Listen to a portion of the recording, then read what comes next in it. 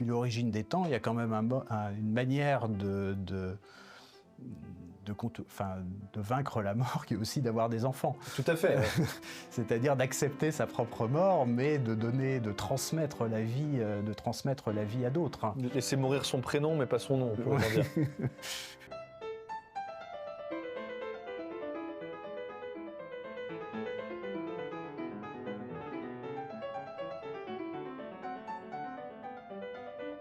Il serait criminel d'engendrer des enfants quand les perspectives d'avenir sont si sombres.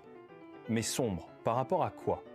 Depuis ses origines et jusqu'à une date récente, et pour l'écrasante majorité de ses membres, l'humanité a vécu dans ce qui passe aujourd'hui pour une grande précarité matérielle. Si nos prédécesseurs avaient dû s'en trouver démoralisés, nous n'existerions pas. L'histoire qu'ils se sont donné tant de mal à continuer, sommes-nous capables d'assumer qu'elle se termine avec nous, que l'anticipation d'un futur moins confortable décourage ? Olivier Rey, bonsoir. Bonsoir. Vous êtes philosophe et mathématicien, membre de l'Institut d'Histoire et de Philosophie des Sciences et des Techniques et enseignant à l'Université Paris 1 Panthéon-Sorbonne. Vous publiez Des fécondités, ces raisons, ça des raisons, dans la collection Tracts de Gallimard. Pourquoi avez-vous écrit cela ?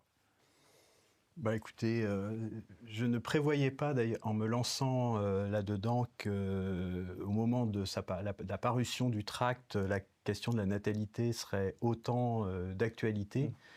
Mais bon, je n'avais pas eu besoin de cette actualité brûlante pour déceler dans cette question-là quelque chose d'essentiel, dont on aurait dû parler bien avant. Et dans justement ce tract, vous dites, il semblerait que le gouvernement se soit fait à l'idée, que l'État soit fait à l'idée que le vieillissement de la population était inéluctable, qu'il fallait juste continuer à importer des nouvelles populations pour renouveler notre démographie. Et entre-temps, c'est un peu ce que vous étiez en train de dire, il semblerait que désormais le sujet soit pris au sérieux. Alors on se souvient d'Emmanuel Macron qui parlait de réarmement démographique et qui avait été beaucoup tourné en dérision à l'époque. Mais depuis, il y a une centrisation au cours de la question de la natalité et de la démographie. Et plus récemment, le gouvernement dernièrement a envoyé une lettre à tous les jeunes de 29 ans, si tant est qu'on est encore jeune à 29 ans, et pour, sans le dire explicitement, se préoccuper de la question de la natalité et les encourager à faire des enfants indirectement. Que pensez-vous de cette initiative ? Et est-ce que ça ne montre pas aussi un changement, disons, de priorité et de logiciel au sein de l'État sur la question de la natalité ? Alors, la première chose à remarquer, c'est que la France, démographiquement, est un pays très singulier, puisque c'est le pays qui s'est le premier mis à une contraception très active dès le XVIIIe siècle, avant tout le monde. Ce qui fait qu'au XIXe siècle, alors que la population de nombreux pays européens a explosé, ce n'a pas du tout été le cas de la France. Et on a vu très vite les conséquences, puisque au début du XIXe siècle, les armées napoléoniennes pouvaient faire la guerre à l'Europe entière, alors qu'au XXe siècle, c'est l'Allemagne qui pouvait faire la guerre à l'Europe entière. Ce qui fait d'ailleurs que la préoccupation démographique en France est très ancienne. Dès les lendemains de la défaite de 1870, les autorités s'inquiètent d'une démographie insuffisante, ce qui explique aussi qu'après la Seconde Guerre mondiale, il y a eu des politiques natalistes très résolues qui ont donné leurs résultats, et ce qui fait que, alors même que dans nombre de pays européens, la natalité a décru très vite et très fortement. En France, elle s'est maintenue à des taux relativement honorables jusqu'à une date récente, en fait jusqu'à il y a une dizaine d'années. Et ce qu'on observe depuis une dizaine d'années, en revanche, c'est un effondrement qui, s'il se poursuit, va faire que la France va rejoindre l'Espagne ou l'Italie, qui ont des taux de natalité lilliputiens. Et donc, en fait, c'est pour ça que le gouvernement se met à s'inquiéter. Le bilan des 10 dernières années, de ce point de vue-là, était vraiment le bilan d'un écroulement. Alors, un certain nombre de mesures sont en préparation. en font partie justement cette lettre que vous évoquez, vis-à-vis de laquelle j'ai des sentiments partagés. Un sentiment d'un peu d'accablement parce que c'est un peu grotesque ainsi d'aller informer les personnes de 29 ans sur leur santé procréative, comme Leur horloge biologique. leur horloge biologique, leur santé procréative. Mais bon, il faut se rendre compte aussi d'un autre côté qu'on a quand même un décalage entre ce que les personnes disent souhaiter comme enfant, avoir des enfants et en quel nombre, et finalement ce qu'au bout du compte, ils engendreront. Et une des raisons, c'est que finalement, les personnes repoussent toujours, se disent oui, oui, bien sûr, j'aurai des enfants, mais repoussent toujours à plus tard, jusqu'au moment où ça devient trop tard ou de plus en plus problématique. Et de ce point de vue-là, si vous voulez, rappeler aux personnes qui vont atteindre la trentaine que si véritablement ils ont envie d'avoir des enfants dans la vie, il serait peut-être temps de s'y mettre, ce n'est pas si mal.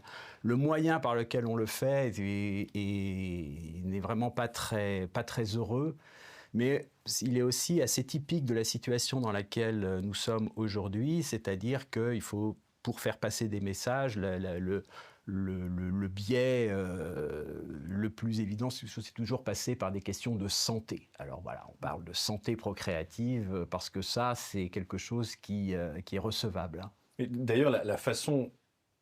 Parce que l'État aujourd'hui, dans une posture généralement où il se veut neutre et essaie de rester neutre.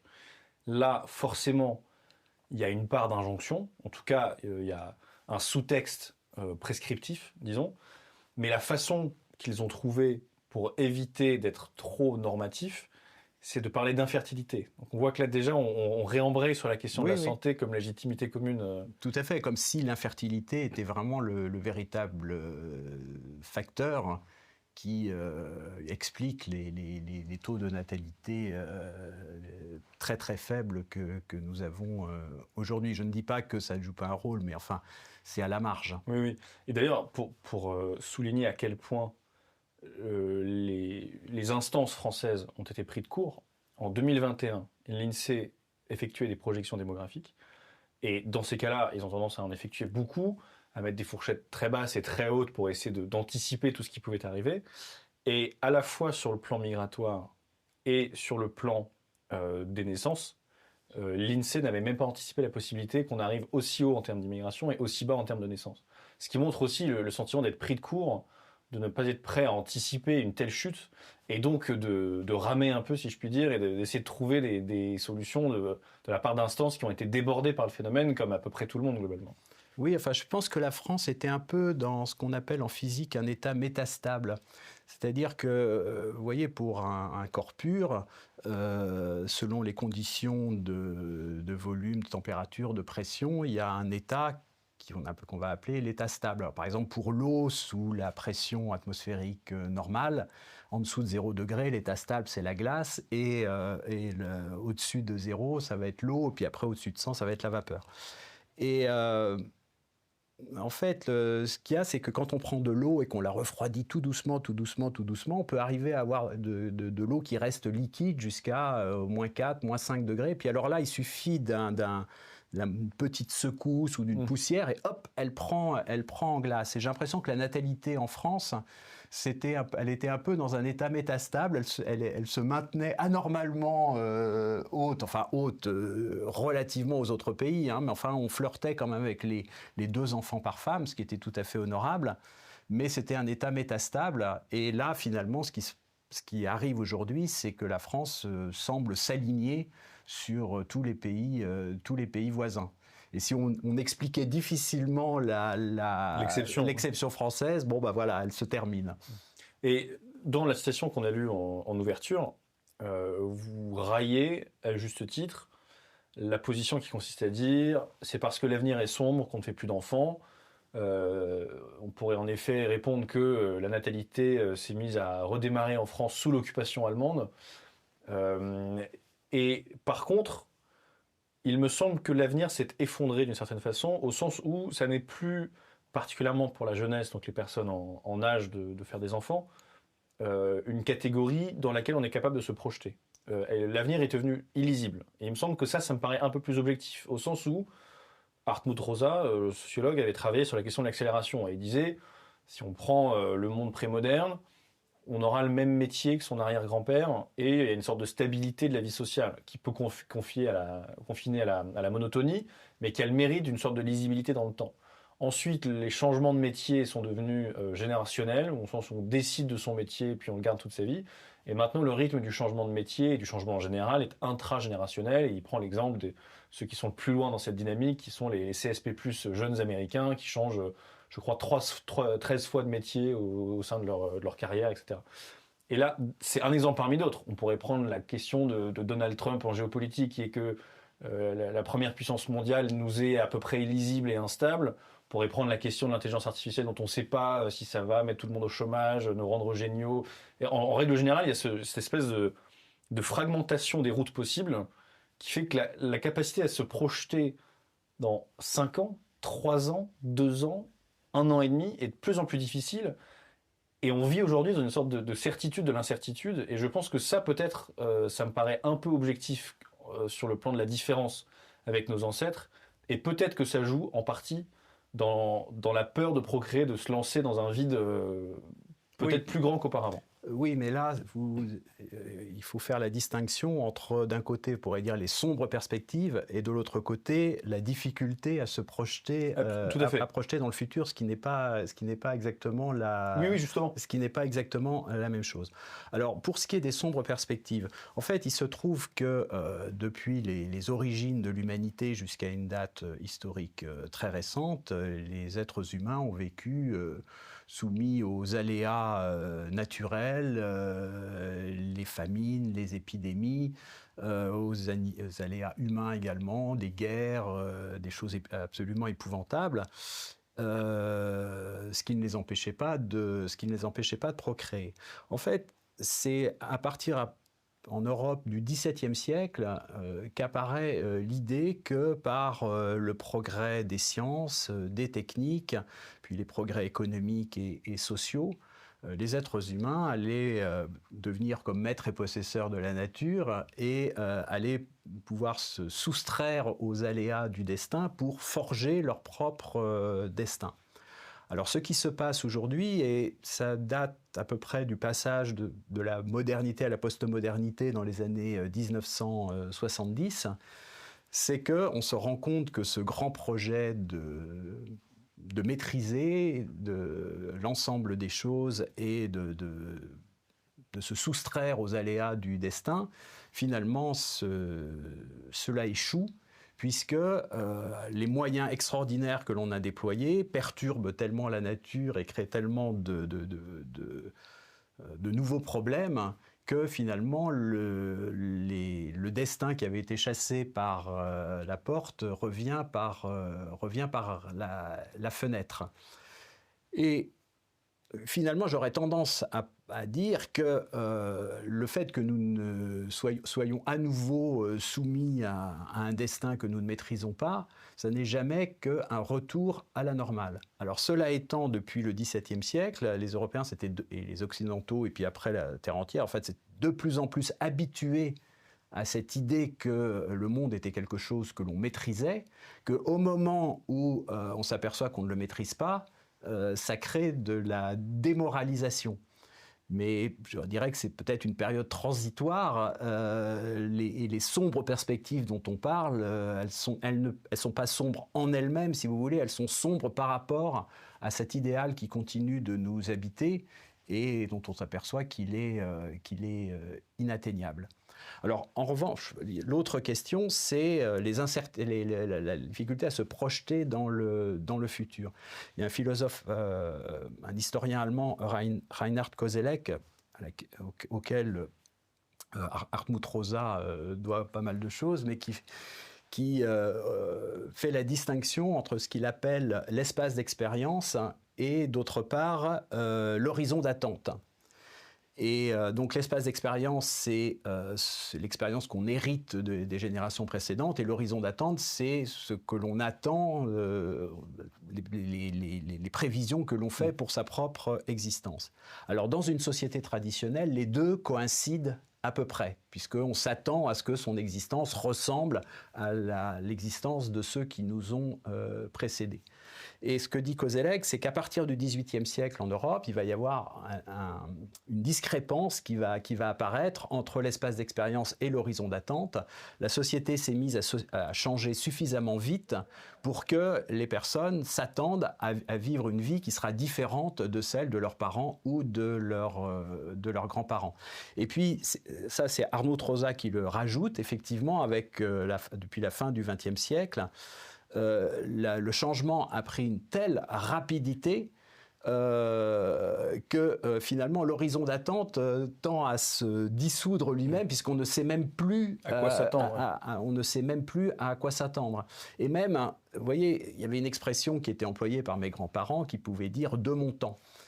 Parce que ça voulait dire que quand ils étaient vieux, ils se sentaient vivre dans un monde différent de celui dans lequel ils étaient nés. Ou autrefois. Ou autrefois, mais de mon temps. Mais vous voyez qu'aujourd'hui, pour des personnes qui ont un certain âge, dire de mon temps, ça n'a plus aucun sens, puisqu'au sein même de sa propre existence, on a traversé plusieurs temps. Oui. Il n'y a pas cette stabilité pour que ça ait du sens. Et donc, effectivement, de ce point de vue-là, ça pose une difficulté dans l'éducation des enfants, puisque en fait, il y a une très grande incertitude sur ce qu'il y a véritablement à leur transmettre, alors même qu'on prévoit que le monde dans lequel ils auront évolué n'aura pas grand-chose à voir avec celui que l'on connaît. Bonjour à tous, je me permets d'interrompre la conversation parce que si vous êtes là, c'est a priori que le contenu de transmission vous plaît. Si vous voulez aider la chaîne, aider à son référencement, aider à son développement, mettez un pouce bleu, comme disent les youtubeurs, abonnez-vous, mettez la cloche, partagez auprès de vous, que vous écoutiez en podcast ou en format YouTube, c'est très important pour aider la chaîne à se développer. Merci beaucoup. Et est-ce que c'est pas aussi profondément lié à notre conception de la liberté qui se fonde sur une absence de contraintes ? Ça n'a pas toujours été la conception de la liberté de l'Occident, elle est assez récente, mais on a le sentiment que moins on a de contraintes et plus on a de choix, plus on est libre. Et il me semble que dans ce paradigme-là, si quelqu'un est honnête avec vous et vous parle de à quoi va ressembler les premières années d'avoir un enfant en bas âge, c'est objectivement la plus grosse contrainte que l'on puisse s'imposer. C'est-à-dire que, hormis peut-être accompagner un proche âgé vers la mort dont on doit s'occuper régulièrement, mais ça ne dure pas 18 ans généralement, à part ça, je ne vois pas de comparaison possible. Et donc, objectivement, l'enfant est la plus grosse contrainte que l'on puisse avoir. Mais c'est pourtant une immense source de bonheur. Et je trouve que souvent, quand on le raconte comme ça, les gens n'arrivent pas à comprendre. Ils disent, mais si c'est autant de contraintes, ça ne peut pas être du bonheur. C'est l'un ou l'autre. Et paradoxalement, c'est beaucoup plus les deux que ce qu'on aurait pu s'imaginer avant d'avoir un enfant. J'ai 2 filles en bas âge. C'est beaucoup plus de contraintes que ce que j'aurais pu imaginer. Et beaucoup plus de bonheur également. Et je trouve que ça fait sauter un peu... où ça révèle les faiblesses de cette conception peut-être un peu étriquée de la liberté qu'on a spontanément aujourd'hui. Oui, dans le tract que j'ai consacré à la question des fécondités, je dis ces raisons, ça a des raisons. Et vous voyez, on a une chance en français, c'est que nous avons 2 mots qui sont dérivés de la ratio latine, qui sont la raison et la rationalité, avec 2 adjectifs liés, qui est raisonnable et rationnel. Et évidemment, il y a des liens entre ces 2 mots et ces 2 sens, mais il y a aussi de grandes différences. Et vous voyez, quand on est on est immergé dans le cadre de vie d'aujourd'hui. Nous sommes immergés dans un cadre de vie qui est dominé par des questions économiques. Donc on va se soucier par exemple de son pouvoir d'achat. De ce point de vue-là, avoir des enfants, c'est une très mauvaise affaire parce que les enfants vont faire augmenter de manière considérable les dépenses dites contrainte et donc réduire énormément le pouvoir d'achat dont on peut librement disposer. Il y a aussi une autre question, c'est qu'on est dans un monde aussi qui est très individualiste et où les personnes se soucient beaucoup du développement personnel. Donc en fait, tout le temps qu'on va consacrer à ses enfants, ça va être autant de temps qu'on ne peut pas consacrer à soi-même, à son développement personnel. Donc là aussi, les contraintes dont vous parliez, les enfants sont une mauvaise affaire. Et puis enfin, troisième caractéristique de notre monde, c'est l'utilitarisme. Nous vivons dans un monde qui déploie des moyens absolument sans commune mesure avec ce dont disposaient nos ancêtres. Bon, on peut poser la question, à quelle fin un tel déploiement de moyens ? Et la réponse qui a été donnée au XIXe siècle et qui s'est largement imposée, c'est pour l'augmentation du bonheur, la maximisation du bonheur sur Terre. Et puis en fait, le bonheur tardant à venir, c'est la phrase magnifique de Flaubert au tout début de l'éducation sentimentale, quand Frédéric Moreau dit... il trouvait que le bonheur mérité par l'excellence de son âme tardait à venir. Bon, voilà. Et en fait, cet utilitarisme, il a eu tendance à en rabattre un peu et à être finalement la minimisation de la souffrance. Plutôt que de maximiser le bonheur, on est dans la minimisation de la souffrance. Et en fait, là encore, la meilleure manière de minimiser cette souffrance, c'est de ne pas mettre au monde des êtres qui seraient susceptibles certes, sans doute d'être heureux, mais aussi d'être malheureux. Donc en fait, vous voyez que dans ce cadre dessiné par l'économisme, l'individualisme et l'utilitarisme, il est rationnel de ne pas avoir d'enfants. Mais d'un autre côté, quand on y réfléchit, normalement l'économie, elle est au service de la vie. Donc si les préoccupations économiques en viennent à décourager la perpétuation de la vie, on voit qu'on manifestement, on a une perversion. Deuxièmement, si on prend la question du développement personnel, de l'épanouissement personnel, quand on y réfléchit, l'épanouissement, ça vient d'abord de la botanique, ce sont les fleurs qui s'épanouissent. Alors on dit la rose est sans pourquoi. Certes, la rose sa beauté est sans pourquoi, mais la rose en elle-même, elle n'est pas sans pourquoi, puisque la fleur, elle est là pour accueillir les graines qui ensuite germeront. C'est-à-dire qu'en fait, l'épanouissement, il est pour la fructification. Et un épanouissement qui n'a pas d'horizon de fructification finit dans la désolation. À quoi bon s'épanouir si ça ne débouche sur rien. Et puis troisièmement, pour l'utilitarisme, quand on en est vraiment à se dire qu'il ne faut pas mettre au monde des enfants parce qu'ils sont susceptibles de souffrir, on est vraiment là en plein nihilisme, quoi. Il vaut mieux que rien n'existe plutôt que quelque chose, dès lors que ce quelque chose serait susceptible de souffrir. Et à ce moment-là, on s'aperçoit que la raison peut trouver totalement déraisonnable de se rester confiné dans ce cadre où il est rationnel de ne pas avoir d'enfants. Voilà. Et vu que c'est un sujet qui est très présent dans le débat public, on l'a dit, ça a pris de l'ampleur, ça s'est centrisé, pourrait-on dire. On entend souvent beaucoup de facteurs matériels mis en exergue. La question du logement, la question du pouvoir d'achat, la question du moment où, objectivement, manifestement, on a vu une sorte de baisse qui est quand François Hollande a enlevé des allocations familiales au début de son mandat, si je ne dis pas de bêtises, vers 2014, de mémoire. Est-ce que ce n'est pas aussi les facteurs économiques qui déterminent les questions de la natalité ? Et vous prenez plutôt, dans votre ouvrage, un regard plus culturel, disons. Oui, en fait, ce qui s'est passé à l'époque de François Hollande, c'est que les allocations familiales ont été mises sous condition de ressources, mais enfin quand même il faut avoir des ressources quand même très conséquentes pour ne plus bénéficier de ces allocations familiales, et donc je doute que, si vous voulez, ce soit la mesure dans sa matérialité qui jouait un rôle dans la baisse de la natalité. En revanche, ce qui était très mauvais dans cette mesure, c'est la question morale, puisque précisément, si vous voulez, ça accrédite l'idée que ça met vraiment la préoccupation économique au centre. Hein. Et donc, et ça envoie le signal de l'État qui n'a pas l'air de vouloir encourager la famille et les enfants. Oui, enfin, et en plus qui ne considère la question que sous un angle économique. Oui. Et comme je le disais, si on se confine aux seules préoccupations économiques, eh ben effectivement, c'est pas un bon calcul. Forcément un bon calcul d'avoir des enfants. Mais la question, c'est est-ce qu'il est raisonnable, justement, à la fin de sa vie, on arrivera avec de l'argent sur son assurance vie ou qu'est-ce qu'on aura réalisé dans sa vie? On aura mené au mieux sa barque économique. Bon, c'est pas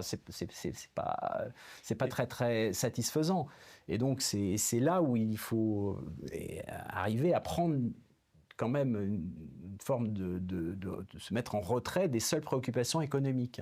Et le problème, il faut dire qu'il faut reconnaître aussi que la position des gouvernants n'est pas facile, parce qu'ils ont les leviers sur lesquels ils peuvent agir. Le plus simple, c'est un levier économique. Hein. Mais en même temps, en polarisant l'attention sur l'économie, d'un côté, on cherche à aider les familles, mais de l'autre, on dit aux familles, ce qui compte dans la vie, c'est l'économie.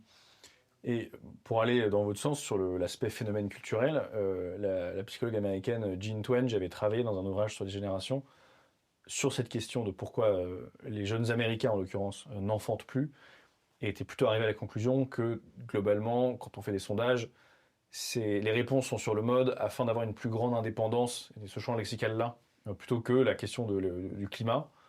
C'est pas par éco-anxiété, comme on dit aujourd'hui, que les gens ne font plus d'enfants. Je voulais également... Non, enfin, je pense que l'éco-anxiété est un habillage commode qui donne une apparence altruiste à ce qui procède plutôt de l'individualisme. Mais vraiment, c'est la bénédiction, parce qu'en fait, en étant individualiste, on est vertueux. On est vertueux, voilà. Et justement, vous dites individualiste, mais est-ce qu'on ne pourrait pas être un peu plus charitable avec la jeune génération en disant que ce qui leur fait peur aujourd'hui, c'est de créer un être fragile qui va dépendre d'eux et de ne pas être à la hauteur de cette chose-là. Je dis ça parce que vous avez des très belles dernières pages dans cet ouvrage dans lequel vous dites qu'un enfant, par essence, par un nouveau-né, de par sa simple respiration, nous envoie une injonction qui est un tu-dois. Et vous dites que la distinction fait-valeur, l'idée qu'il y aurait une distinction radicale entre les affirmations factuelles et les affirmations morales, pour faire vite, s'effondre, vole en éclats à la première respiration de l'enfant, parce que là on a... C'est pas moi qui dis ça, c'est Ancionas. Hein. Je ne fais que reprendre Ancionas, qui justement conteste le grand partage moderne qui se met en place, qui est vraiment formalisé au XVIIIe siècle par David Hume, entre d'un côté les questions de fait, que la science étudiera, et puis de l'autre côté les questions morales qui seront du ressort de la philosophie morale ou de la morale commune, mais qui sont complètement disjointes. Et ce que dit Ancionas, c'est que si on prend un petit enfant, il faut être un monstre, on sait pas, pour d'un côté voir un tas de cellules vagissant, et puis de l'autre côté, un commandement moral qui me dirait « je dois m'occuper de cet enfant ». En fait, c'est de l'être même du nouveau-né qu'émane le devoir d'en prendre soin, de s'en occuper. Et donc, je pense que justement, c'est pas simplement... Je pense qu'il y a une part de ça, une part de... je vais pouvoir faire ce que je veux, ne pas avoir à compter mes horaires, etc. Le pouvoir d'achat, le logement, je ferai moins de voyages, si j'ai des enfants, ce serait terrible. Mais je pense qu'à l'autre bout de la décision, il y a également « j'ai peur de ne pas être à la hauteur ». Et quand on avait reçu ici, il y a quelque temps, Aziz Lecor, pour évoquer cette question de la natalité, on se disait qu'il y avait une sorte de spirale négative qui est qu'il y a moins d'enfants, donc les gens côtoient moins d'enfants, et donc l'enfant devient un inconnu encore plus grand. Ils ne sont pas comme on pouvait l'avoir il y a encore assez peu de temps, des familles très nombreuses, dans lesquelles, lorsque le petit dernier avait un enfant, il avait vu tous ses aînés avoir des enfants, il voyait à peu près comment s'en occuper, il avait déjà babysité plusieurs fois. Là, je connais par exemple des jeunes femmes autour de moi qui ne côtoient jamais d'enfants en bas âge. Et donc forcément, à ce moment-là, l'enfant paraît être un être qu'on ne comprend pas, qui va tout demander de nous, et comment pourrait-on s'imaginer être à la hauteur de cet inconnu-là? Je pense que ça joue aussi dans leur part de décision. Oui, mais alors là, on touche aussi à une question que je crois fondamentale, parce que là, on parlait de la France, mais qui rejoint en fait les pays environnants, mais ce dont on s'aperçoit à l'échelle non pas seulement même européenne, occidentale, mais mondiale, c'est qu'il y a une corrélation extrêmement forte entre ce qu'on appelle le développement et de l'autre côté, la raréfaction des naissances. En Chine, par exemple, depuis le grand décollage économique de la Chine, la natalité, alors s'est effondrée d'abord sous l'effet de la politique de l'enfant unique pour empêcher l'explosion démographique que crée dans un premier temps le développement. Mais enfin, aujourd'hui, la natalité en Chine est absolument catastrophique. Et si elle reste sur cette tendance-là, les Chinois qui sont 1,4 milliard aujourd'hui seront moins de 700 millions en 2100. Le Japon va voir également sa population être divisée par 2. En Corée du Sud, c'est encore pire. Enfin, et il y a vraiment une corrélation absolument extraordinaire. Vraiment, ces pays-là, ça se passe en très peu de temps. Ils passent si vous voulez, d'une situation de non-développement selon le sens qu'on donne habituel au mot développement aujourd'hui, à une situation de développement en très peu de temps. Et en ce très peu de temps, on voit une natalité très forte s'écrouler complètement, de manière encore pire qu'en Europe. Il y a vraiment cette corrélation très très forte. Et moi, je pense que si vous voulez, l'explication, pas l'explication, il y en a énormément d'explications, mais disons un facteur absolument essentiel dans cette histoire-là, c'est le passage qui va de pair avec le développement d'un mode de vie communautaire à un mode de vie social où les individus sont libérés des anciennes communautés. Et si vous vivez dans une communauté villageoise, bon, d'abord, les personnes, pour prendre rang à l'intérieur de cette communauté, il n'y a pas d'autre solution à peu près que de se marier et d'avoir des enfants. On est reconnu à l'intérieur de sa communauté en tant que marié et ayant des enfants. Et puis par ailleurs, quand un enfant arrive dans cette communauté, l'existence même de la communauté fait que l'arrivée de cet enfant n'est pas un bouleversement radical parce que, bon, certes, il y a ses parents qui vont devoir s'en occuper, mais il n'y a pas que les parents, il y a toute la communauté, en fait, qui, à des degrés divers, va être impliquée dans l'éducation de ses enfants. Et puis, par ailleurs, il y a tout ce savoir qui est comment se comporter vis-à-vis des enfants, qui est porté par la communauté. Alors que aujourd'hui, la plupart des personnes vivent dans de grandes métropoles, complètement isolés de leur famille, complètement extraits de toutes les communautés traditionnelles. Et à ce moment-là, quand un enfant arrive dans un couple isolé dans son appartement, c'est un bouleversement radical de l'existence. Et en plus, effectivement, comme ce couple est isolé, il n'a pas de référence extérieure sur la façon de se comporter avec l'enfant. Et effectivement, il est dans bien des cas, un peu débordé ou pris de court. Mais là, de ce point de vue-là, je crois que le passage du mode de vie communautaire au mode de vie individuel dans des grandes métropoles est absolument déterminant pour comprendre la corrélation entre développement et baisse de la natalité. Et cette année a été particulièrement marquante dans la mesure où, si j'en crois ce qu'en dit l'Observatoire Hexagone, pour la première fois en temps de paix, il y a eu plus de décès en France que de naissances. Et là, on est quand même face à un paradoxe terrible, qui est que nos sociétés semblent plus avoir l'énergie de se justifier, de justifier leur existence, de justifier leur prolongement. Comment est-ce que vous expliquez qu'on en arrive à ce stade? Oui, alors, le fait en lui-même n'est pas... d'abord, la différence n'est pas énorme, et le fait en lui-même n'est pas si catastrophique que ça, parce que l'Europe, justement, avant le 19e siècle, était quand même beaucoup plus légèrement peuplée qu'elle ne l'est aujourd'hui. Et on ne peut pas dire que le monde soit forcément voué à avoir une population sans cesse croissante. On peut même considérer que, justement, le développement, dans un premier temps, il entraîne une explosion démographique parce qu'il rend les quantités de nourriture disponibles beaucoup plus grandes et il fait diminuer la mortalité et la plupart des personnes, par inertie, avec les anciens temps, continuent à avoir beaucoup d'enfants et donc ça produit une explosion démographique. Et puis en fait, on s'aperçoit dans un second temps que le développement produit un effondrement de la natalité. Mais cette explosion démographique est venue d'un dérèglement et elle a produit aussi des effets délétères. Et penser que la population mondiale en elle-même soit appelée à décroître, ça n'a rien de spécialement alarmant. Ce qui est alarmant, c'est quelque chose que j'avais essayé d'expliquer en détail dans un ouvrage ancien qui s'appelait Une question de taille. Mais je disais que le bien et le mal ne tiennent pas en général à l'essence d'un phénomène, mais à son ampleur et à sa vitesse.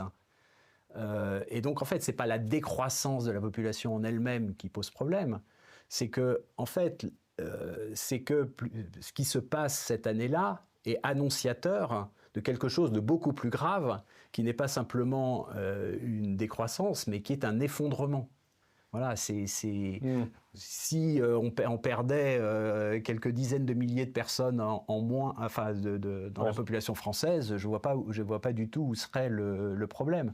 Le problème, c'est que si vous voulez, on est arrivé à un moment où la population croissait, elle commence à décroître, mais en fait, si les tendances actuelles se prolongent, c'est pas qu'elle va légèrement décroître, c'est qu'elle va véritablement s'effondrer. Oui. Et c'est pas la décroissance qui pose problème, c'est le rythme de la décroissance. Oui. Alors pour le coup, ce qui va être un peu inédit, c'est d'avoir des sociétés de personnes âgées, où on n'a jamais, à ma connaissance, vraiment connu ça par le passé. Précisément, mais parce que justement, c'est pas seulement la décroissance, oui. c'est le. Vous dites que la modernité, après avoir fait, c'est ça, déclenché l'explosion démographique, a ensuite fait baisser la population, et je trouvais ça amusant comme façon de le montrer comme une sorte de courbe de Gauss. La modernité fait d'abord exploser le nombre d'enfants, puis après le fait décroître pour des raisons qui sont intrinsèques à la dynamique de la modernité. Une des raisons pour laquelle je voulais absolument vous inviter, c'était d'essayer de creuser un paradoxe qui structure nos sociétés et que vous avez travaillé avec divers angles dans vos travaux, qui est que simultanément, nous l'avons dit, et on pourrait ajouter la question de l'euthanasie. On a d'ailleurs reçu là-dessus dernièrement Dominique Régnier, l'émission sera diffusée bientôt, sur la question de l'euthanasie et de la fin de vie, qui semble être la priorité affichée du gouvernement en place. En plus de ça, comme je l'expliquais, on a une année avec plus de décès que de naissances, on arrête de faire des enfants, on n'a pas de place pour la nouvelle vie. Donc d'un côté, nos sociétés n'ont pas l'air d'accorder beaucoup d'importance à la vie.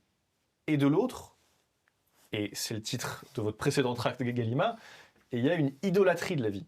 C'est-à-dire qu'on l'a vu pendant la gestion du Covid, il y a une sorte de mentalité survivaliste un peu latente dans nos sociétés. Comment réconcilier les deux analyses ? Comment est-ce qu'on peut simultanément avoir une société qui n'accorde pas de valeur particulière à la vie dans beaucoup de scénarios, et de l'autre ne pense qu'à ça, ne pense qu'à la santé, ne pense qu'à la sécurité, et ne pense qu'à la survie. Comment concilier les deux analyses ? En fait, il y a aussi une grande mutation anthropologique qui se produit. Vous voyez, il y a deux manières essentielles d'habiter la vie. C'est habiter la vie en tant que propriétaire de sa propre vie, ou bien habiter la vie en tant que dépositaire de la vie qui nous a été donnée. Et en fait, il se trouve que les propriétaires de vie deviennent de plus en plus nombreux par rapport à ceux qui conçoivent la vie comme quelque chose dont ils sont dépositaires. Alors, quand on est propriétaire de sa vie, ce que l'on cherche à faire, c'est à la protéger de toutes les manières possibles et imaginables. Et donc, de ce point de vue-là, c'est justement, il va y avoir une idolâtrie de la vie au sens, il faut la maintenir coûte que coûte, quels que soient les moyens. Mais d'un autre côté, quand on est propriétaire de sa vie, on peut considérer quand même qu'à un moment donné, la vie ne nous apporte plus suffisamment d'agrément par rapport au désagrément qu'elle nous cause. Et à ce moment-là, en tant que propriétaire, je souhaite en être débarrassé. Et c'est comme ça que, si vous voulez, dans la perspective de la vie dont on est propriétaire, vous savez, il y a l'usus et l'abusus. Enfin bon, voilà, on en fait ce qu'on veut. Et donc, tant que je tiens à la vie, eh bien, il faut la maintenir par tous les moyens. Mais si à un moment donné, je décide qu'elle m'est à charge et que je veux m'en débarrasser, eh bien, il faut qu'on me donne les moyens d'en être débarrassé. Voilà, c'est le rapport de propriétaire à sa vie. Quand on est dépositaire de la vie, vous voyez, c'est tout à fait différent. On n'est pas juge, si vous voulez, on n'est pas en surplomb par rapport à sa vie. Oui, et quand on avait reçu ici dernièrement Guillaume Cuchet, il analysait la métaphysique du running, en disant ce qui court, pourquoi court-il, après quoi court-il, etc. Et il mettait en parallèle la déchristianisation avec l'augmentation de cette pratique.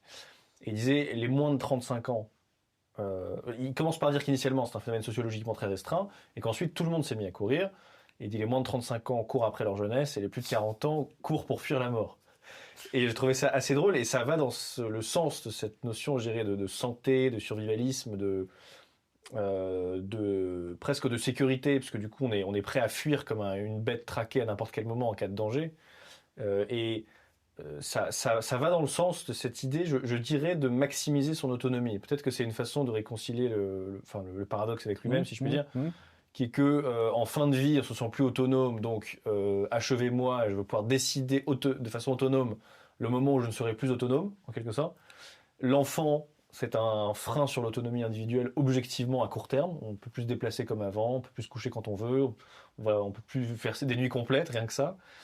Et donc peut-être que c'est ça, la quête de l'autonomie. Ce qu'il y a aussi, la perversion très grande dans la question de l'euthanasie, c'est que, si vous voulez, c'était les stoïciens qui disaient qu'on n'avait pas le droit de se plaindre de la vie parce que si on s'en plaignait, on n'avait qu'à en tirer les conséquences et sauter la vie à soi-même. Et là, ce qui est revendiqué dans l'euthanasie, c'est pas seulement le fait de mourir, de décider de mourir, mais c'est d'obliger les autres à nous donner la mort. Et ce qui n'est jamais vu, ce qui n'est jamais envisagé dans toutes ces questions-là, c'est que c'est présenté toujours comme une liberté, l'exercice d'une liberté individuelle, mais on ne voit pas à quel point ça attente à la liberté des autres, puisqu'on embringue de force des autres qui vont être obligés de nous donner la mort. Voilà. Oui, c'est très juste.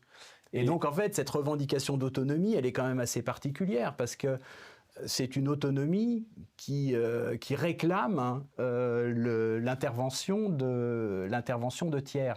Alors, je sais bien qu'il y a certaines personnes qui sont dans des situations où elles n'ont même plus les moyens de se suicider. Mais vous voyez, Chantal Sébir, par exemple, qui se plaignait de ne pas avoir accès à l'euthanasie, en fait, elle était tout à fait à même de se suicider. Et d'ailleurs, parce qu'elle n'a pas pu avoir accès à l'euthanasie, elle a fini par se suicider.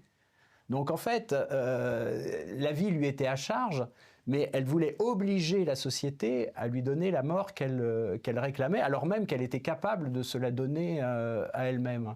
Je me souviens d'un très bon article de Michel Houellebecq dans Le Figaro, où il parlait de grandes figures iconoclastes, et il disait, voilà, il y avait Guy Debord, qui, à un moment donné, s'est suicidé, et puis il prenait ensuite l'exemple de Jean-Luc Godard, qui lui, a fait appel à l'euthanasie. Il dit, le niveau baisse. Et ce qui a été frappant, me semble-t-il, dans la gestion de la crise du Covid, donc ce tract est sorti quelques mois après le premier confinement, si je ne dis pas de bêtises, paru en juin 2020. À une époque où les penseurs, les philosophes, ceux qui analysent les mutations de la culture ont pu, comme dans toute période de crise, vérifier certaines hypothèses, en disant qu'est-ce qui est vraiment important pour une société en temps de crise, nous allons voir. Et tous ceux qui prônaient, vous le dites dans l'ouvrage, dans d'autres contextes, la liberté, la mobilité sociale, le mouvement, le flux, devenaient chez nos dirigeants ceux qui faisaient l'éloge de la fermeture, du confinement, de l'immobilisme, du repli sur soi au sens Voilà, propre. exactement, restez chez vous. Comment expliquez-vous ce renversement, je veux dire, si ce n'est la sacralité de la vie contemporaine? Alors, d'abord, dans le titre, ça s'appelle l'idolâtrie de la vie. J'aurais voulu mettre vie entre guillemets. Et puis Gallimard m'a expliqué que des guillemets dans un titre, ça se faisait pas, c'était pas bien. Donc les guillemets ont sauté parce que c'est l'idolâtrie de la vie en un certain sens. Le sens d'ailleurs, c'est très intéressant de consulter les dictionnaires. Le sens du mot vie a radicalement changé avec l'époque contemporaine. J'ai de mémoire la définition que donne Littré au XIXe siècle dans son grand dictionnaire de la langue française. Vie, c'est état d'activité de la substance organisée. Et c'est une définition très concise, mais si vous prenez aujourd'hui Larousse, Robert, Trésor de la langue française, en fait, toutes ces définitions sont sur ce modèle-là. Mais en fait, la vie peut s'employer dans des contextes très différents et dans des sens très différents. Dans les évangiles, par exemple, il y a la célèbre phrase de Jésus, « Je suis le chemin, la vérité et la vie ».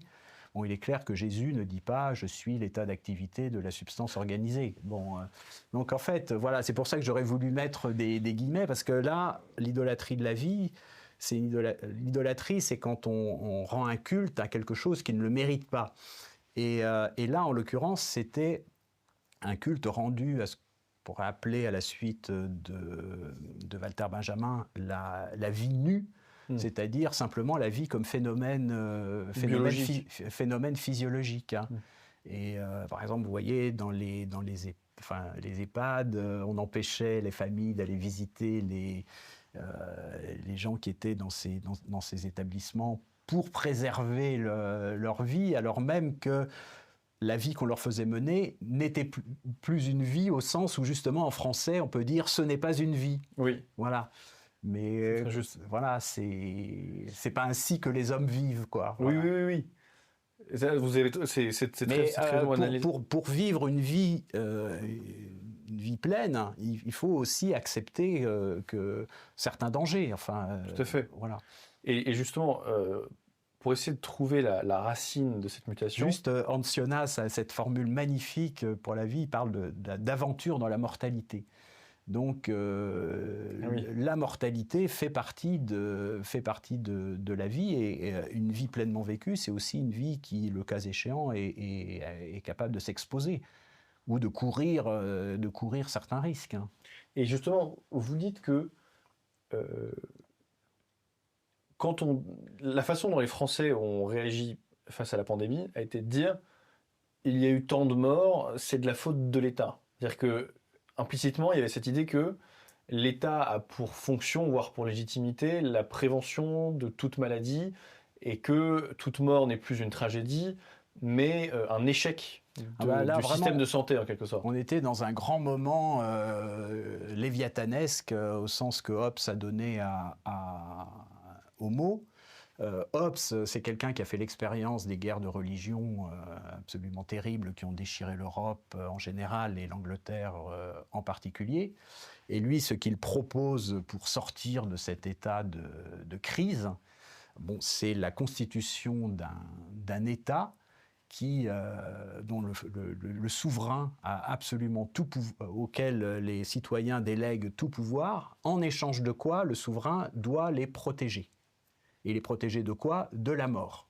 En fait, le fondement de l'État, chez Hobbes, c'est la peur de la mort. Et en fait, les individus, quand ils sont complètement libres, ils font ce qu'ils veulent, mais d'un autre côté, personne ne viendra les protéger s'ils sont attaqués, et donc ils vivent dans la peur perpétuelle de la mort. Et c'est en ça qu'ils vont accepter d'aliéner leur liberté complètement à un souverain, en échange de quoi le souverain fait régner l'ordre et les protège de la mort. Et alors là, vraiment, avec l'épisode Covid, c'était exactement cela. Je renonce à toutes mes libertés pourvu que le souverain me protège de la mort. C'était une caricature de Hobbes. Hein. Et sur l'origine de cette sacralité de la vie nue, et de fait, là, je vois que sur l'intertitre, il y a des guillemets sur oui, j'avais pu les maintenir. Vous dites, page 31, en tant qu'il commande un respect absolu, le sacré se trouvait anciennement placé au-dessus de la vie. Ce pourquoi il pouvait, le cas échéant, réclamer le sacrifice de celle-ci. Comment la vie en est-elle venue à prendre elle-même la place du sacré ? J'ai envie de vous dire, n'est-ce pas le christianisme qui, en premier lieu, a accordé une valeur intrinsèque à l'individu, à la dignité humaine, à la personne humaine, en expliquant qu'on ne pouvait jamais faire de calcul utilitariste en sacrifiant une vie pour gagner autre chose. Et n'est-ce pas là un héritage chrétien qui traverse encore nos sociétés ? Non, nos sociétés ont été tellement imprégnées de christianisme que de toute façon, il y a du christianisme partout. Alors bon, on peut toujours rendre le christianisme responsable de tout et n'importe quoi. Si le christianisme a un rôle dans cette histoire-là, s'il entre là-dedans, c'est en tant que complètement perverti. Le christianisme n'a jamais fait l'apologie justement de la conservation de soi dans n'importe quelle circonstance et n'a fait jamais l'apologie de la vie nue. Encore une fois, quand Jésus dit « je suis la vie », c'est pas oui. Je suis le bon fonctionnement des organes. Hein. Et d'ailleurs, en quatrième de couverture, vous mettez « quand on ne peut plus donner sa vie, il ne reste plus qu'à la conserver ». Et que je sache, le Christ lui-même a une vie relativement courte et il a accepté de la donner. Donc, oui, ça n'était pas un survivaliste. Ce serait la mauvaise comparaison. Mais d'ailleurs, pour aller dans votre sens, il a fallu attendre une sorte de double déchristianisation. Donc d'abord avec l'arrivée de la modernité qui, en tout cas dans le contexte français, était particulièrement, laïque ou laïcisante.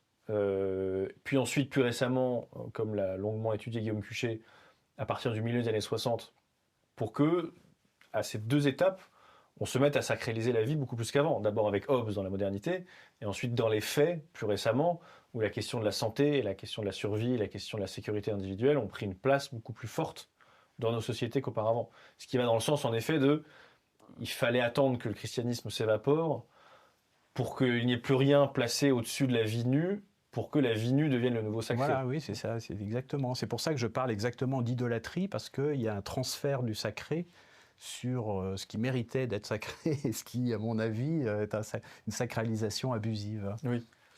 Il y avait également un passage qui m'intéressait énormément, c'était l'idée que la meilleure façon de justifier l'arrivée d'une nouvelle technologie aujourd'hui, c'est de faire taire les détracteurs en insistant sur ses qualités au niveau de la santé, telle innovation, l'IA, tel microscope, etc., va nous aider à sauver des vies.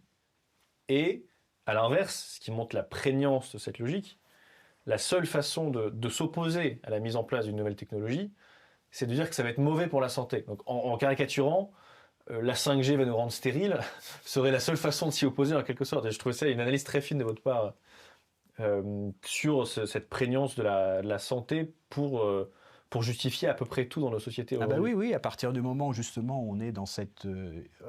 j'avais écrit ça à l'époque covidienne, mais si vous voulez, le Covid était le symptôme d'une situation beaucoup plus générale, qui est de cette idolâtrie de la vie nue, et donc de ce fait, effectivement, ce sacré peut être mobilisé par tout un chacun, que ce soit effectivement pour introduire une technologie ou pour lutter contre l'introduction d'une technologie. Dans les deux cas, en fait, les arguments recevables vont être les plus recevables vont être de cet ordre. Et j'ai parlé de mentalité survivaliste. Ça peut paraître un peu étonnant pour ceux qui nous écoutent, mais la période Covid a en quelque sorte donné raison, ou donné le sentiment aux survivalistes qu'ils avaient raison, parce que eux s'étaient préparés. C'est-à-dire qu'ils ont dû regarder de leur fenêtre avec un sourire narquois les gens débarquer en tenue de combat sanitaire pour attraper les dernières conserves et les derniers rouleaux de papier toilette avant que tout le monde ne s'en occupe. Et ça a un peu favorisé cette idée déjà sanitaire qui est que l'autre est désormais un potentiel porteur de maladie dont j'ai non seulement le droit désormais, mais peut-être le devoir de m'en éloigner. mais également qu'un effondrement de notre système de santé, d'approvisionnement et tout, pouvait arriver à n'importe quel instant. Et donc à favoriser, et je suis allé vérifier ça, des comportements survivalistes. C'est-à-dire que typiquement l'achat de bunkers anti-atomiques a explosé, alors particulièrement depuis la guerre en Ukraine, mais déjà un peu pendant le Covid. Et ce type de comportement se répand de façon un peu latente.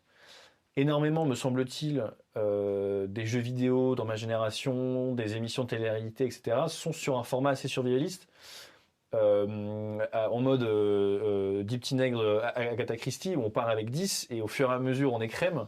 Et il y a énormément de jeux aujourd'hui qui sont sur ce principe-là. Le jeu du loup-garou, par exemple. Je ne sais pas si vous le connaissez. Ah non, je ne connais aucun de ces jeux. Ben ça, c'est un jeu de société, mais qui était adapté en série. Il y a un carton complet.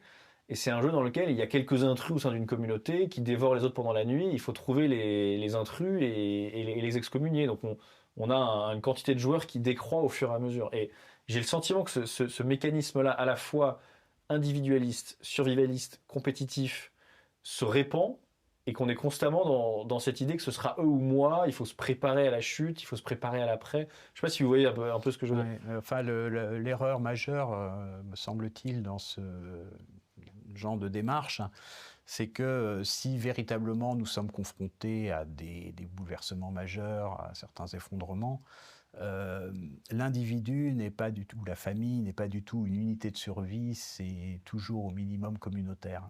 Oui. Et donc, ce qui est beaucoup plus utile de cultiver, ce sont des liens communautaires plutôt que des bunkers et des réserves en paquets de sucre ou que sais-je. Voilà. Et qui pourrait éventuellement, transitoirement, permettre de tenir 2 mois, mais enfin bon, c'est pas, sur le long terme, l'échelle individuelle n'est pas du tout la bonne. Hein. Tout à fait. L'économiste Keynes a cette phrase qui, je pense, est assez présente de façon évidemment implicite. Personne ne le lit aujourd'hui, personne ne lit grand-chose aujourd'hui, mais qui est à long terme, nous sommes tous morts. Et je trouve que c'est ça qui marque ma génération à certains égards. C'est à quoi bon prévoir, parce qu'on ne peut pas prévoir. Donc, oui, enfin, c'est aussi le gros problème que j'aurais vis-à-vis du survivalisme. C'est qu'en fait, là, on essaye de préserver une vie nue et pas une vie humaine, puisque une vie humaine, c'est une vie de relation avec les autres. Et d'une certaine manière, bon, moi, je préfère m'exposer au danger de la mort avec les autres plutôt que de survivre dans un bunker. Dans ceux qui ont poussé le plus loin la théorisation de l'homme en tant que pur survivaliste, vous citez dans un autre ouvrage L'heure et malheur du transhumanisme, paru il y a quelques années chez Desclés de Brouwer, Richard Dawkins, qui nous décrivait comme des machines à survie.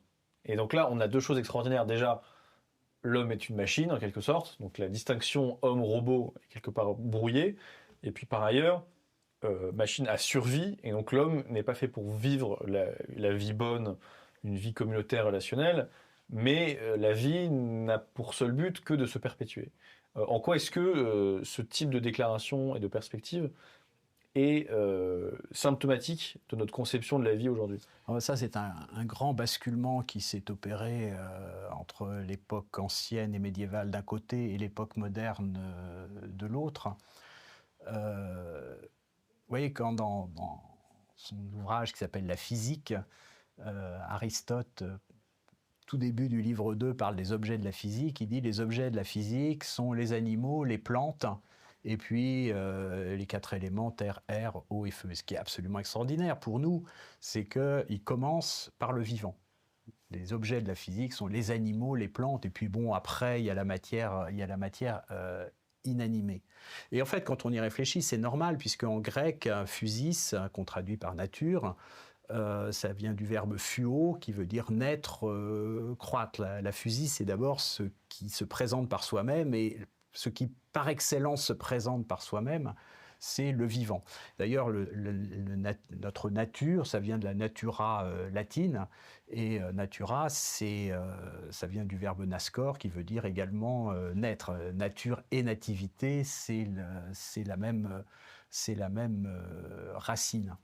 Et le vivant, il est conçu comme quelque chose qui a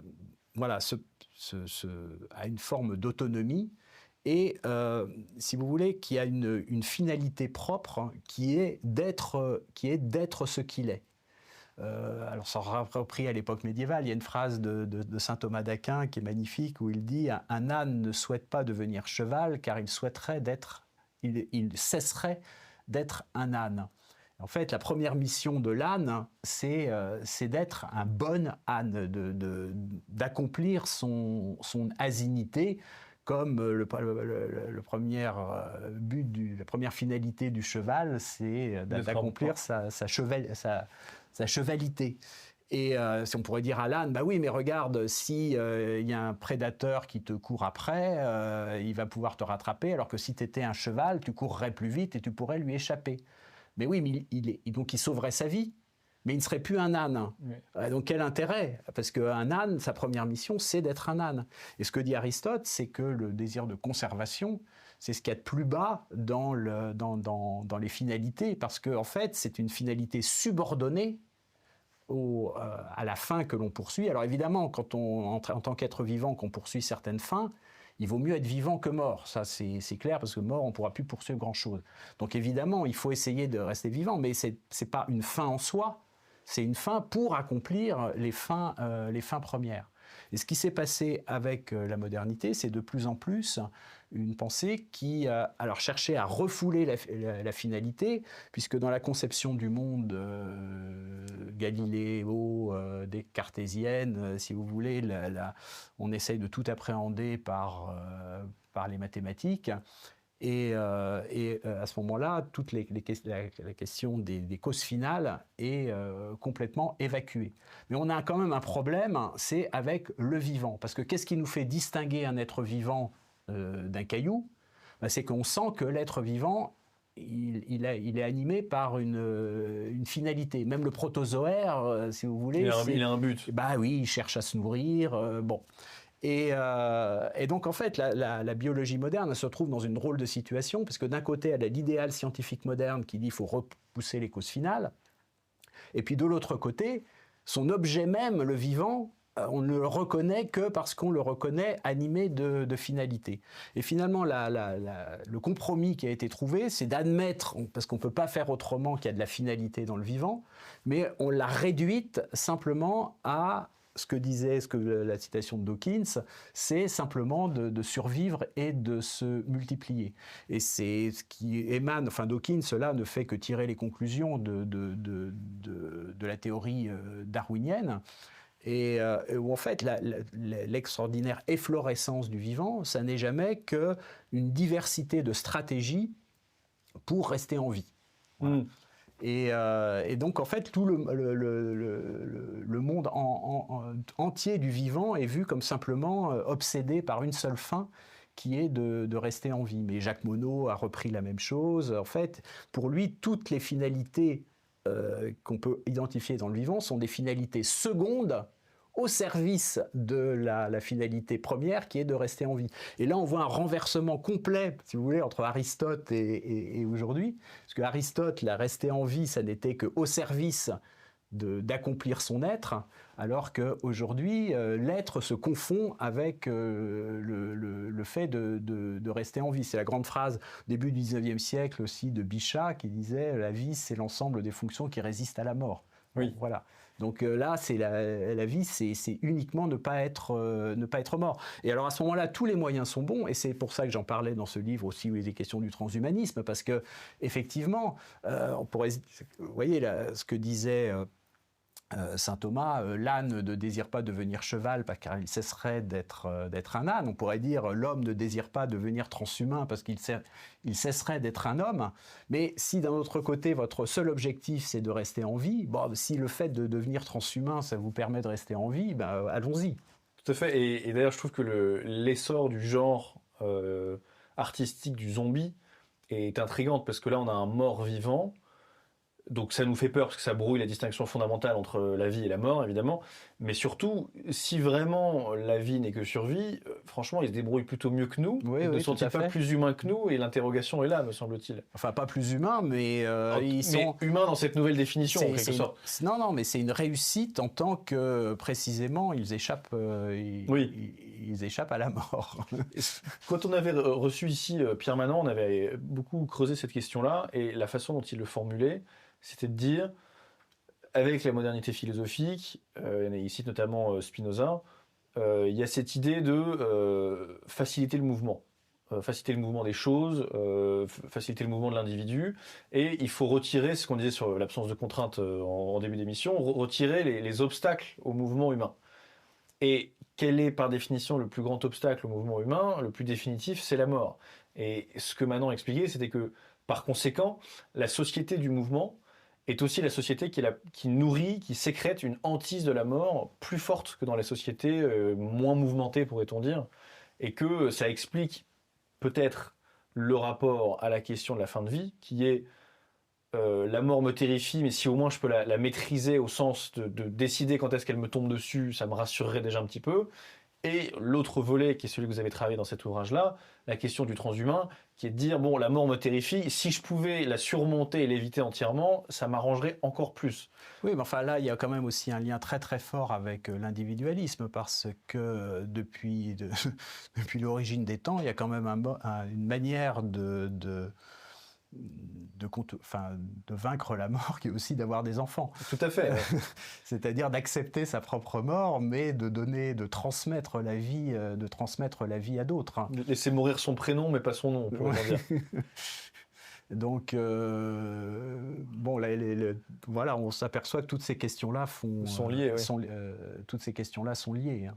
Oui, c'est-à-dire qu'en effet, donner naissance à des enfants, c'est la façon la moins toxique, dirait-on aujourd'hui, d'assouvir le désir d'hubris, d'immortalité que l'homme peut avoir en lui, qui est de dire, bon, là je ne serai pas comme des dieux, mais j'aurai d'une certaine façon laissé une trace dans la durée, de par mon nom qui se prolonge et qui se perpétue.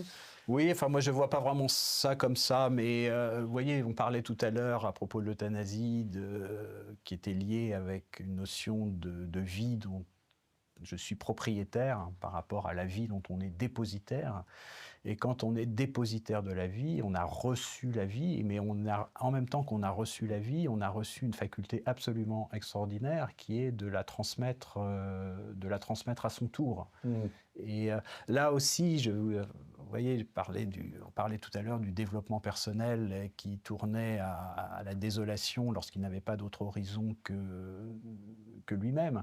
Vous voyez, quand on parle du bonheur humain, en fait, je pense que le bonheur humain, il est essentiellement lié à l'expression de nos facultés naturelles. Et beaucoup des malaises contemporains sont liés au fait que nous vivons dans un monde qui brime beaucoup l'expression de certaines de nos facultés. Nous ne sommes pas faits normalement pour passer des journées entières devant des tableaux Excel ou des choses comme ça, quoi. Et en fait, toutes les addictions diverses et variées, en fait, sont aussi liées au fait que nous avons des vies profondément insatisfaisantes.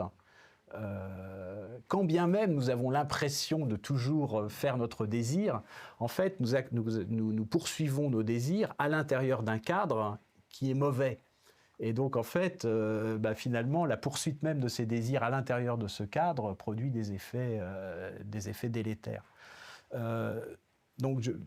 Et parmi nos facultés naturelles, il y a la faculté d'engendrer et d'élever des enfants, qui est absolument extraordinaire.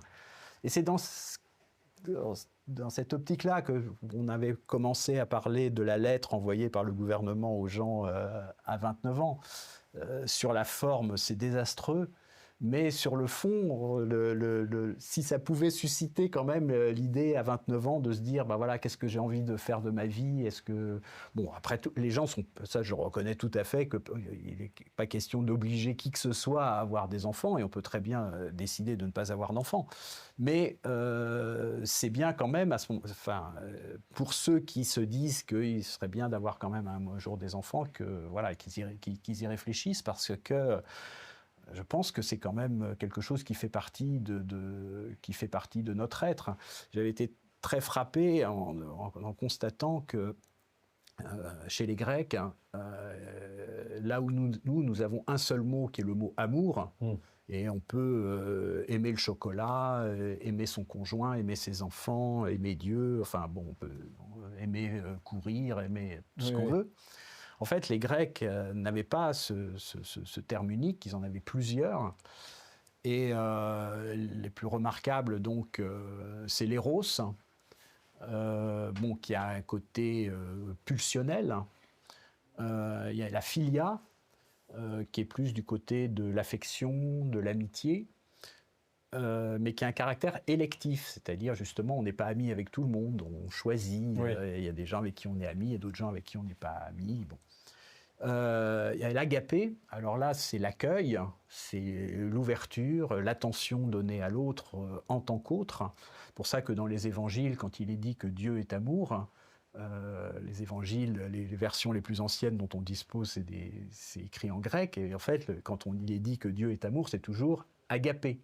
Parce qu'il n'y a pas le côté pulsionnel de l'éros, mais il n'y a pas le côté non plus philia, ça voudrait dire que Dieu aime certains et pas d'autres. En fait, l'agapé, c'est a priori, c'est un amour qui s'adresse à tous, donc c'est l'agapé. Mais il y a également aussi un quatrième type d'amour qui est la storgé, et la storgé, c'est l'amour à l'intérieur de la famille, et en particulier des parents pour leurs enfants. Et quand on y réfléchit, c'est effectivement cet amour des parents pour leurs enfants, c'est pas de l'éros, c'est pas de la philia parce qu'on choisit pas ses enfants, voilà. Et puis c'est pas de l'agapé parce que on les aime parce que ce sont ses enfants, voilà. Et donc en fait c'est un amour extrêmement particulier. Et vous voyez, on pourrait dire une vie humaine sans éros, philia ni agapé, on pourrait dire ce n'est pas une vie. Alors je pense que une vie peut s'accomplir sans storgé, mais bon, je pense que c'est quand même une expérience fondamentale et quand les gens qui sont si soucieux de l'épanouissement personnel devraient y réfléchir à deux fois avant de se priver de cette expérience. Il me semble qu'une mutation sémantique de nos sociétés étaye votre diagnostic global qui est la santé, la vie nue, qui prend la place du sacré et pourrait-on dire de la morale d'une certaine façon, c'est l'apparition du terme toxique que j'ai utilisé tout à l'heure. On utilise toxique aujourd'hui pour dire la même chose que vicieux hier, à peu près. Un proche toxique. Ou pervers. Exactement.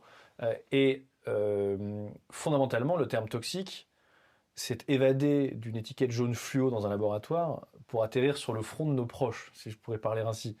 Et je trouve que là, on a perdu confiance dans un langage des vertus, des vices et un langage moral.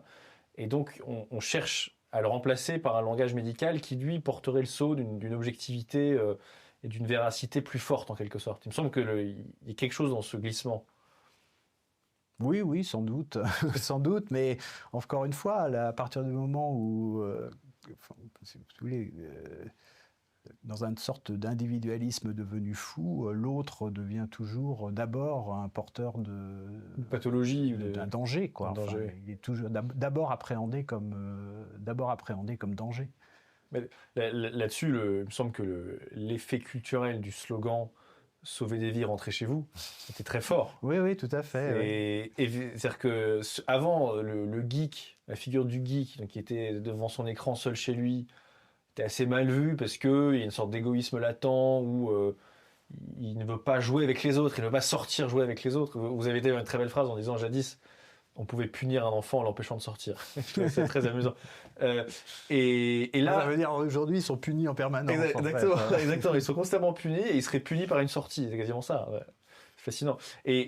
Alors que là, post-Covid, il y a cette idée que ne pas voir les autres et éviter les autres n'est pas seulement un droit, mais peut-être même un devoir dans le contexte sanitaire qui est le nôtre, et croire que une fois la pandémie terminée, d'un claquement de doigts, les effets culturels de cette séquence assez longue de 2 années tout de même disparaîtraient, me paraît fou. On a encore, je dirais, des répercussions de ça, en quelque sorte.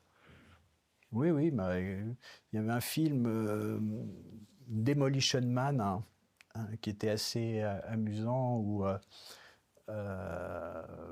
bon, il se trouve que les criminels, dans un monde où les criminels étaient congelés, et puis ensuite on imaginait une société qui était devenue complètement apaisée et où toute violence avait été bannie. Et puis bon, il se trouve qu'un dangereux criminel congelé depuis des dizaines et des dizaines d'années, il y a un accident, enfin, il est décongelé. Et alors il sort dans la société et la société est complètement démunie par rapport à lui parce qu'elle a perdu tout moyen de défense. Et alors à ce moment-là, ils sont obligés de décongeler Sylvester Stallone, qui était un policier trop violent, qui avait été congelé à cause de ses méthodes expéditives. Ils sont obligés de le décongeler aussi pour essayer de... Hibernatus Terminator. Ouais. Mais il va être très il va perturber cette société dans laquelle il débarque, où en fait il n'y a plus de rapport sexuel non plus. En fait, les gens mettent des combinaisons tactiles et ils se touchent sans se toucher de manière. Et ça, je trouvais ça assez bien vu, en fait. Si vous voulez, c'est le raffinement qu'on pourrait avoir d'aujourd'hui des réseaux sociaux avec, en ajoutant des impressions tactiles, mais sans qu'il y ait de contact, sans qu'il y ait de contact. Hein. Oui. Et les réseaux sociaux ont prospéré de manière absolument extraordinaire sur cette absence de contact que par ailleurs ils renforcent. Voilà, c'est ça quand même la perversité du dispositif. Ils n'auraient pas pu avoir le succès qu'ils ont eu sans déjà cette situation d'isolement des êtres, et en même temps, ils renforcent cet isolement. On pourrait continuer des heures, mais il faut quand même conclure un jour. On n'a pas toute la vie, pourrait-on dire. Si, on a toute la vie, mais on n'a que ça. C'est déjà pas mal. Vous savez, il y avait cette phrase, je crois qu'elle était d'un philosophe allemand et reprise par Alain Souchon dans une chanson en disant « La vie ne vaut rien », et il termine en renversant la formule « Mais rien ne vaut la vie ». Pourquoi... Non, ça c'est l'autre question, c'est celle d'après. Olivier Rey est-il un ouvrage que vous auriez aimé avoir lu plus tôt ? Je dirais l'œuvre de Simone Veil que j'ai découverte alors que j'avais déjà 35 ans, ce qui était bien avancé en âge pour... j'ai toujours eu plus ou moins le sentiment que je lisais les livres au moment où je devais les lire. Mais en lisant Simone Veil, je me suis dit quand même, ça m'aurait aidé si je l'avais lu. Et une œuvre en particulier ? Je dirais l'enracinement, mais bon, moi, une fois que je suis rentré dans Simone Veil, j'ai lu l'essentiel de ses écrits et je peux les relire aussi parce que à chaque fois, voilà, ça me frappe à nouveau. C'est vraiment un des très grands esprits du XXe siècle. Hein. Et pourquoi est-il important de lire tout court ? Alors, ça dépend ce qu'on lit aussi. Hein. Je pense qu'il est important de lire de bons livres. Si c'est des mauvais livres, on peut s'en abstenir. Hein. Je pense que, vous voyez, là, nous avons conversé, interrompu, nous pouvons dire des choses intéressantes, sans doute d'autres qui le sont moins. Voilà, on réagit avec ce qui nous passe par la tête sur le moment. Alors que dans les livres qui ont été vraiment médités par leur auteur, qui sont le produit non seulement d'un grand temps de rédaction, mais dans lequel l'auteur peut, dans certains cas, synthétiser l'expérience de toute une vie, il y a une forme de distillation. Et la pensée s'offre dans ce qu'elle peut avoir de meilleur. Alors moi, je ne suis pas du tout contre... Il faut les deux, si vous voulez. Ce n'est pas passer sa vie dans les livres ou bien passer sa vie à discuter au café. Il faut les deux. Mais les discussions au café, je pense, seront d'autant plus intéressantes qu'elles se feront entre des personnes qui ont lu des livres. En plus, le livre, c'est une sorte de patrimoine commun ensuite. Enfin, vous voyez, quand on a deux personnes qui ont lu le même livre, on peut parler de ce livre,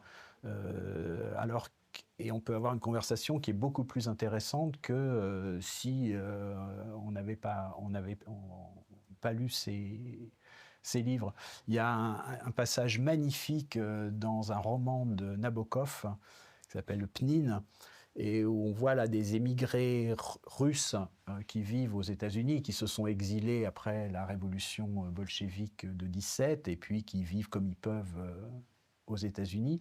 Et parmi eux, il y en a un qui a eu une certaine réussite et qui a pu acquérir une grande maison à la campagne, et où il invite à se réunir des émigrés russes pendant l'été. Et là, s'ouvre à un moment donné entre ces émigrés russes une grande conversation pour savoir quel jour commence vraiment Anna Karénine. Et en fait, parce qu'il se trouve que Tolstoï a dû faire une erreur de calendrier. En fait, selon certaines données, on peut penser que ça commence un mardi, et selon d'autres données, on peut considérer que ça commence un jeudi ou un vendredi, je ne me souviens plus. Mais ce qui est magnifique dans cette histoire-là, si vous voulez, c'est que ces personnes exilées, finalement, Anna Karénine leur permet, et qui vivent des vies complètement éclatées, ils se réunissent autour de Anna Karénine, parce que pour tous ces exilés russes, ils ont tous forcément lu Anna Karénine. Et c'est un patrimoine commun qui permet, encore une fois, d'enrichir énormément les rapports que nous avons avec les autres. Et donc, il ne faut pas du tout opposer, si vous voulez, la lecture aux relations qu'on a avec les autres. C'est au contraire, c'est la lecture qui peut rendre aussi plus intéressantes ces relations. Ouais, la lecture de... Il faut lire des romans aussi. Tout à fait. La lecture de mes invités me permet d'avoir des conversations plus intéressantes avec eux. Je recite les ouvrages qui ont servi de base à cette conversation, justement. Le plus récent étant Défécondité, ses raisons, sa déraison, L'idolâtrie de la vie et L'heure et malheur du transhumanisme. On aurait pu aborder beaucoup d'autres sujets avec vous, tant votre œuvre est pléthorique, vaste, variée et profonde.